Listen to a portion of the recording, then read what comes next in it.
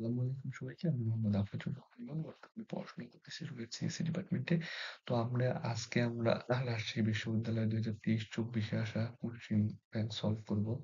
তো এটা আসছিল আমাদের রাজশাহী বিশ্ববিদ্যালয়ে আর্মি ২৩-২৪ সেশনে আসা কোশ্চেন। সো আরইউ এর ৪ শিফটে পরীক্ষা হয়। এটা হচ্ছে আমাদের সেকেন্ড শিফটের কোশ্চেন। সেকেন্ড শিফট সেকেন্ড শিফটের কোশ্চেন। আরইউ এর ৪ শিফটে পরীক্ষা হয়। প্রতি শিফটে কোশ্চেন আলাদা আলাদা করে এবং প্রতি শিফট থেকে একটা নির্দিষ্ট সংখ্যক স্টুডেন্ট তারা এডমিশন পরীক্ষায় বসতে দেয় এবং নির্দিষ্ট সংখ্যক স্টুডেন্ট তারা চান্স দেওয়ায়, অর্থাৎ প্রতি শিফট থেকে আলাদা আলাদা সংখ্যক স্টুডেন্ট ভর্তির সুযোগ করে দেয়। খুব সুন্দর সিস্টেম। তবে এইবার হয়তো আমাদের কি করবে, যে একটা শিফটেই পরীক্ষা হবে, সেই শিফটে সারা বাংলাদেশে একই কোশ্চেনে পরীক্ষা হবে। সো এখানে আমরা দেখি কি কি বলছে, যে সেকেন্ড শিফটের কোশ্চেন কি রকম ছিল। সেখানে বলছে যে আই স্কোয়ার ইকুয়াল টু -1 যদি হয়, তাহলে আমাদের এই যে মডুলাস অফ সামেশন অফ কে 0 থেকে 100 পর্যন্ত আই টু দি পাওয়ার কে, অর্থাৎ আমাদের এই যে আই টু দি পাওয়ার কে, এই কে এর মানটা বলছে তারা যে 0 থেকে কত পর্যন্ত, 100 পর্যন্ত।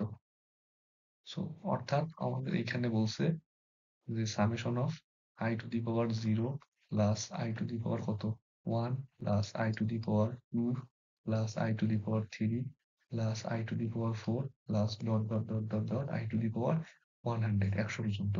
অর্থাৎ summation of i to the power কে বলছে 0 থেকে 100 পর্যন্ত।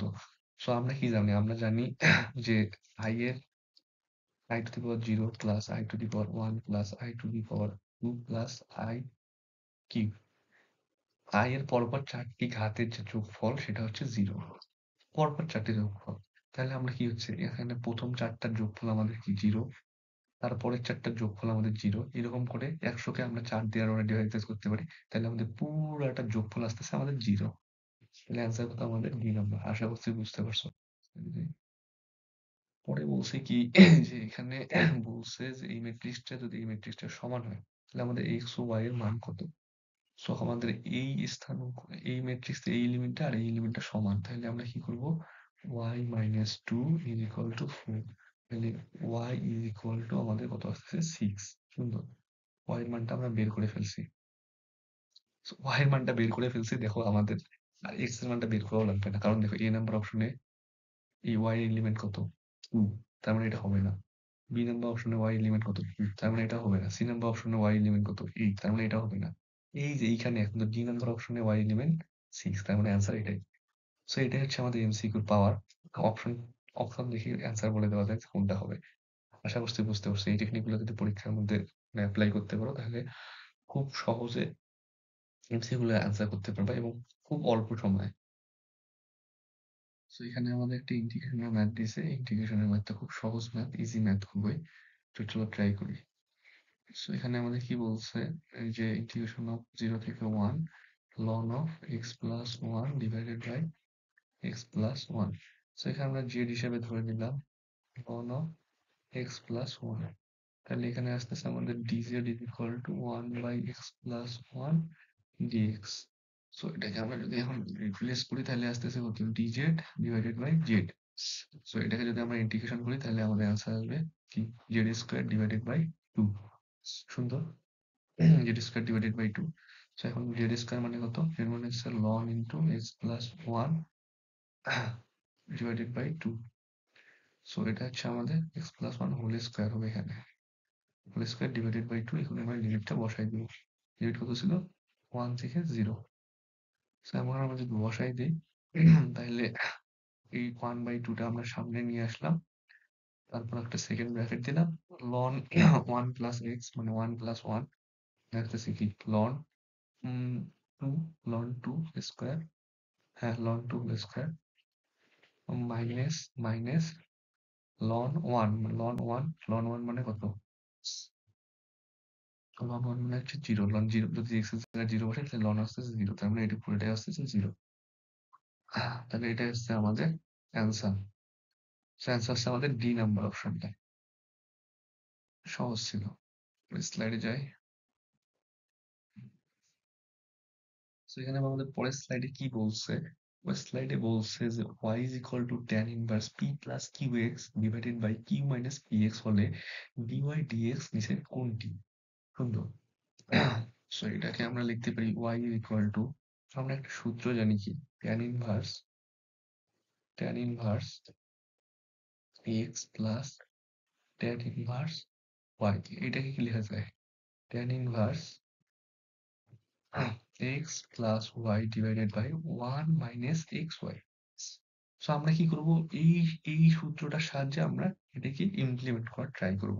সো এখানে যে আমরা ইমপ্লিমেন্ট করার ট্রাই করি, এই যে এই জায়গায় 1 এর জায়গায় আমাদের কি আছে, কিউ আছে। তো এই কিউ কে কি করতে হবে, আমাদের সরাইতে হবে, কিউ কে 1 বানাইতে হবে। সো আমরা কি করব, লব আর হর উভয়কে কিউ দ্বারা ভাগ দেব, তাইলে আমাদের এই যে কিউ এর যে পজিশনটা আছে সেখানে 1 আসবে। কারণ আমাদের 1 লাগবে পজিশনটা। তো আমরা কি করব এখন, tan ইনভার্স, যদি আমরা কিউ দ্বারা ভাগ দিই তাহলে উপরে থাকতেছে p by q plus x divided by 1 minus p by q into x. তো এখানে আমাদের এসে গেছে, তাহলে ওয়াই ইজ ইকুয়াল টু কি লেখা যাবে, ট্যান ইনভার্স ট্যান ইনভার্স, এখন দেখো সূত্রের মধ্যে পড়ে গেছে এটা, tan inverse a plus tan inverse b, তাহলে tan inverse p by q plus tan inverse কত, ট্যান ইনভার্স এক্স। এখন কি করবো, এখন আমরা সিম্পলি জাস্ট এটাকে অন্তরীকরণ করে দিব, dy dx is equal to, এইটা কি, এইটা একটা পুরো একটা ধ্রুবক না, এটা তো পুরোটা একটা ধ্রুবক। এটা যাই আসুক, এখানে তো কোনো চলক নাই, তাহলে এই পুরোটাকে যদি অন্তরীকরণ করি তাহলে এটার মান কত পাবো, আমরা জিরো পাবো। তাহলে এটার মান হচ্ছে zero, plus tan inverse x কে অন্তরীকরণ করলে কি হয়, 1 divided by 1 plus x square. তাহলে আমাদের অ্যান্সার আসছে বি নাম্বার। সহজ ছিল। স্লাইডে যাই। স্লাইডে বলছে যে এত আদি বেগে ভূমির সাথে 30 ডিগ্রি কোণে একটি বস্তু নিক্ষেপ করা হলো, এটি ভ্রমণকাল কোনটি। সুন্দর কোশ্চেন। ভ্রমণকাল অর্থাৎ t is equal to twice u sine alpha, হ্যাঁ, ডিভাইডেড বাই জি। সো এখানে 2 ইন্টু ইউ এর মান কত, 15 into sine 30 divided by g. G হচ্ছে 9.8। সো 9.8 থেকে আমরা কি 10 ধরার ট্রাই করতে পারি, 10 ধরার ট্রাই করতে পারি। সো আমরা একটু দেখি আর ক্যালকুলেশনটা করে দেখি। সো এখানে সাইন 30 আছে, এখানে 2 আছে, তাহলে উপরে থাকতেছে আমাদের 15 ডিভাইডেড বাই কত, 9.8। সো এটাকে যদি আমরা 10 ধরি, যদি আমরা 9.8 কে যদি 10 ধরি তাহলে আমাদের কত আসতেছে, 9.8 যদি 10 ধরি তাহলে আসতেছে আমাদের 1.5 সামথিং, 1.5 সামথিং। এখানে 1.5 সামথিং একটা অপশনে আছে, সেটা হচ্ছে ক নম্বরটা। তো এটাই হচ্ছে আমাদের অ্যান্সার। পরের স্লাইডে যাই। পরের স্লাইডে কি বলছে, limit of theta tends to 0 to the power theta minus 1 divided by theta is equal to কোনটি। সো এটা আমরা এল হসপিটাল সূত্রটা ইউজ করে দিই ডিরেক্ট, তাহলে আমরা ইজিলি অ্যান্সারটা পেয়ে যাবো। এখানে চলক হিসাবে থিটা ইউজ করছে, সো কনফিউজ হওয়ার কিছুই নেই। এখানে ওই জিরো, এটা সরি থিটা দিয়ে ফেলছি। এখানে হবে আমাদের, এটা হচ্ছে আমাদের zero, theta tends to zero. So 2 to the power theta minus 1 divided by theta. L Hospital মানে কি, লবকেও আমরা কি করব, অন্তরীকরণ করব চলক, ওই চলকের সাপেক্ষে, হরকেও অন্তরীকরণ করব ওই চলকের সাপেক্ষে। সো এটাকে যদি আমরা অন্তরীকরণ করি তাহলে আমাদের কি আসতেছে, limit of theta tends to zero. So এটাকে আমরা যদি অন্তরীকরণ করি তাহলে আমাদের এ টু দি পাওয়ার এক্স এ অন্তরীকরণ করলে কি হয়, a to the power x এ অন্তরীকরণ করলে হয় a to the power x ln of a. তাহলে এটা টু, এটা কি একটা ধ্রুবক, ধ্রুবক টু দি পাওয়ার চলক, তাহলে কি হবে, এ টু দি পাওয়ার মানে 2 to the power theta into ln of theta, a to the power a into sorry ln of 2, a to the power a into ln of a. A মানে হচ্ছে এখানে 2, আর এখানে 1 এর অন্তরীকরণ করলে আসতেছে 0, এবং নিচে থিটার অন্তরীকরণ করলে আসতেছে 1। তো আমরা এখন কি করব, এখন আমরা এই থিটার মানটা বসাই দিব। তাহলে সামথিং টু দি পাওয়ার 0 মানে কত, সামথিং টু দি পাওয়ার 0 মানে হচ্ছে 1, অর্থাৎ 2 টু দি পাওয়ার 0 যদি বসাই তাহলে সেটা আসতেছে আমাদের কত, 1। তাহলে অ্যান্সার আমাদের কত, এখানে অ্যান্সার আসছে আমাদের লন 2। বি নাম্বারটা অ্যান্সার। ফার্স্ট স্লাইডে যাই। ওই স্লাইডে কি বলছে যে একটা ম্যাট্রিক্স দিছে, এই ম্যাট্রিক্স, এবং বলছে যে, এখন বলছে যে এফ অফ এক্স যদি এক্স মাইনাস থ্রি হয় তাহলে f of a is equal to what. ও আচ্ছা, তাহলে আমাদের এফ অফ এটা আমাদের বের করতে বলছে। সো এফ অফ এ আমরা বের করব, খুব ইজি। তো এখানে আমরা এফ অফ এ হবে আমাদের কি হবে, এফ অফ এ হবে আমাদের যে এই ম্যাট্রিক্সটা রয়েছে, অর্থাৎ ম্যাট্রিক্সটাকে লিখি 1 -1 ডিভাইডেড বাই 0 0 -3 3। তো এই ম্যাট্রিক্স থেকে এই ম্যাট্রিক্স কি বাদ দেওয়া যাবে? মানে একটা ম্যাট্রিক্স থেকে কি 3 বাদ দেওয়া যাবে? এই 3 এর সাথে একটা আইডেন্টিটি ম্যাট্রিক্স গুণ আকারে আছে। সো 3 এর সাথে একটা আইডেন্টিটি ম্যাট্রিক্স গুণ আকারে আছে, অর্থাৎ কি 2/2 আকারে একটা আইডেন্টিটি ম্যাট্রিক্স কি আকারে আছে, গুণ আকারে আছে। তাহলে আমরা এখন ইজিলি আমরা এখন এটা ক্যালকুলেশন করতে পারবো। তাহলে ক্যালকুলেশন করবো, তাহলে ওখানে আসতেছে 1, এখানে -1, এখানে 0, এখানে 0। তাহলে এখন আমরা কি করবো, ক্যালকুলেশন করবো। এখানে আসতেছে মাইনাস মাইনাস, এখানে আসতেছে কত, 3003। সো এটাকে যদি আমরা ক্যালকুলেশন করি তাহলে আমাদের কি ম্যাট্রিক্সটার এলিমেন্ট কি আসবে, এখানে আসবে হচ্ছে -2, প্রথমটা আসবে আমাদের -2, পরেরটা আসবে আমাদের কত, -1, -2 -1, দেন আমাদের আসবে 0 0, দেন আমাদের আসছে -3। এইটা হচ্ছে আমাদের এফ অফ এ। সো এটা আমাদের কত নম্বর অপশনের সাথে মিলে যাচ্ছে, এ নাম্বার অপশনের সাথে মিলে যাচ্ছে। এটা হচ্ছে আমাদের অ্যান্সার। পরের স্লাইডে যাই। এখানে বলছে যে উপবৃত্তের উপকেন্দ্রিক লম্বের দৈর্ঘ্য নিচের কোনটির একটা উপবৃত্ত। সো এটাকে আমরা উপবৃত্তের সাধারণ সমীকরণে নিয়ে যাই। তো এই সাধারণ সমীকরণে নিয়ে কি, তাহলে হবে x²/9 plus y² divided by 16 is equal to 1। উপকেন্দ্রিক লম্বের যে দৈর্ঘ্য, এই সূত্রটা হচ্ছে 2b² divided by a, sorry 2b² divided by a² না a। সো এখানে যেহেতু আমাদের a ইজ গ্রেটার দেন কত, এখানে যেহেতু হয়ে গেল, এখানে যেহেতু a is less than b, তাহলে আমাদের কি হবে, এখানে উপরে বসবি কোনটা বলো, উপরে বসবে আমাদের 9। তাহলে এটা সূত্রটা হবে আমাদের কি, সূত্র 2a² divided by 2a² divided by b, 2a² divided by b। So এটাকে যদি আমরা এখন বসাই, 2 গুণন a² মানে 9 ডিভাইডেড বাই b মানে হচ্ছে আমাদের 0, 9 2 18। আচ্ছা সরি, বি বি মানে হচ্ছে 4, সরি 16 বসালে তো হবে না, এখানে বি হচ্ছে যত 4।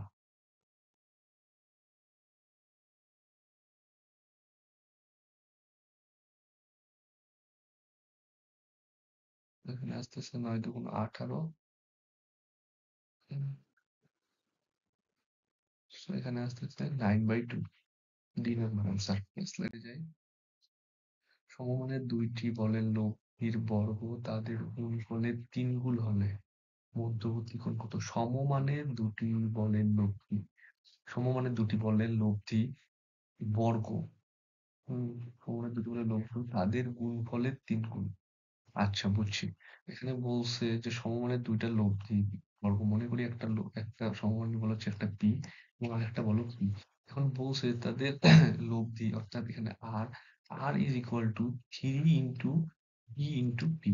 এখন বলে দিছে এটা। তো আমরা সূত্র জানি, সূত্রটা হচ্ছে যে R square is equal to p square plus q square plus 2pq for alpha.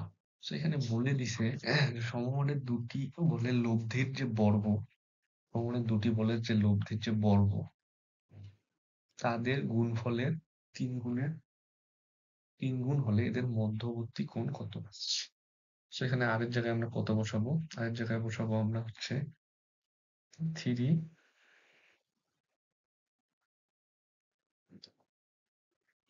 P square. হ্যাঁ 3 পি স্কোয়ার। এখন পি এর জায়গায় বসাবো পি স্কোয়ার প্লাস কিউ এর জায়গায় বসাবো p square plus e square cos of alpha. So এখান থেকে আমরা শুধু কজ আলফার মানটা বের করবো। সেখানে পি স্কোয়ার উভয় পাশে থেকে পি স্কোয়ার কাটা গেলে আমাদের থাকতেছে 1 = 2 কজ আলফা।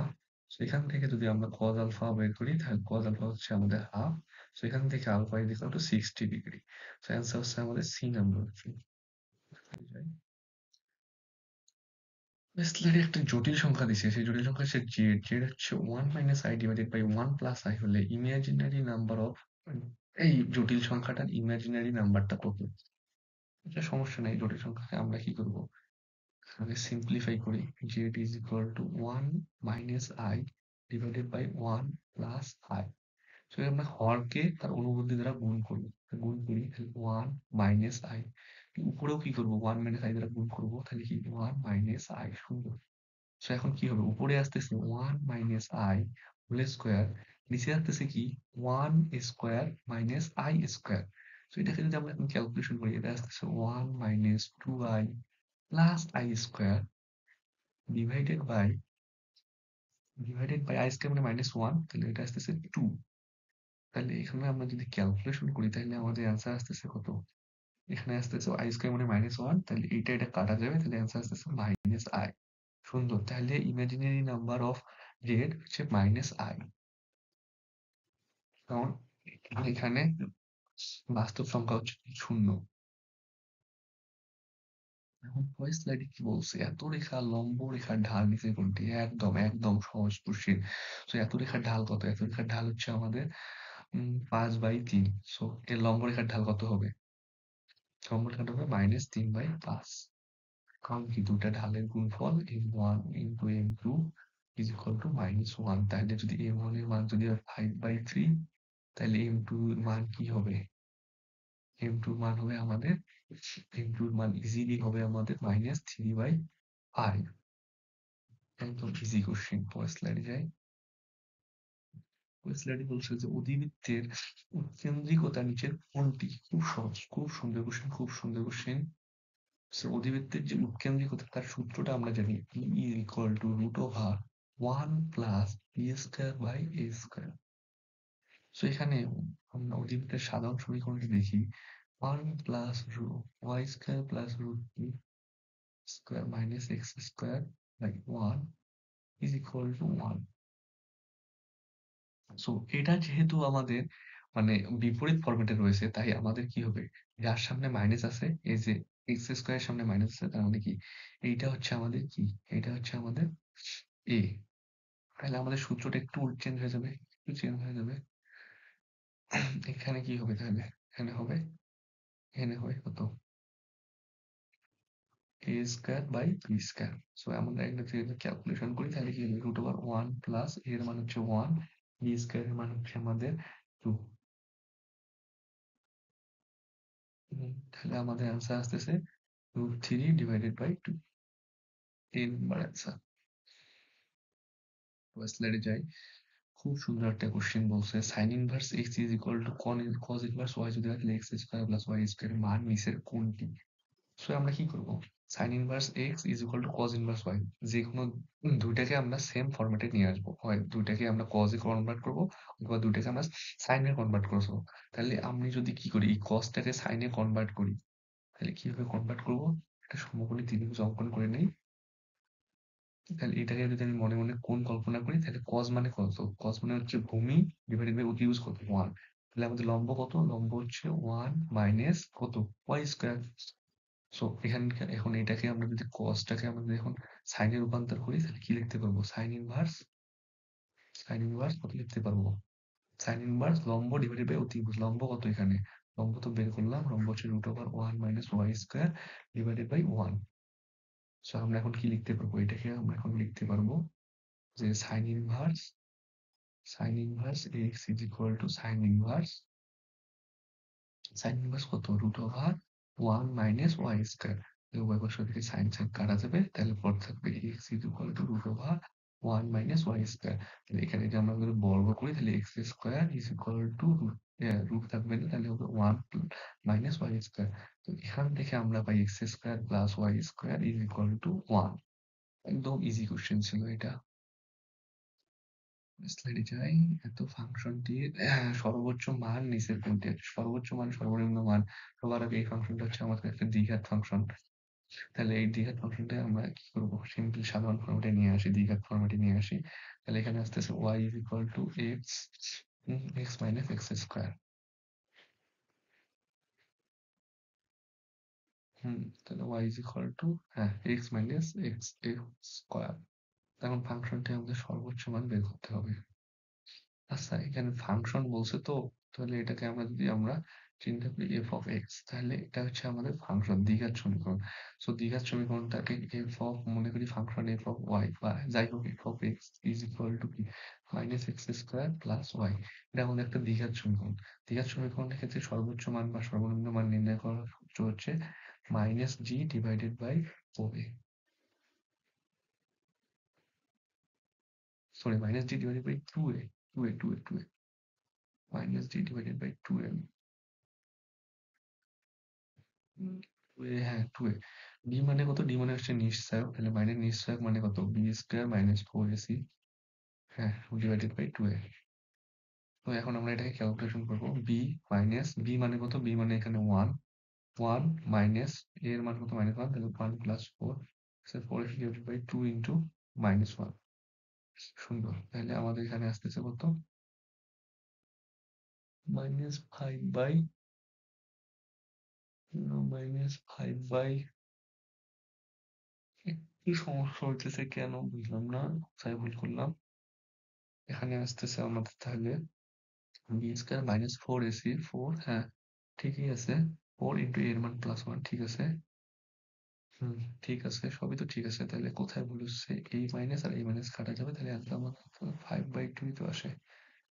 5/2 আসা কথা, কোথায় ভুল করলাম? কোথায় ভুল করলাম?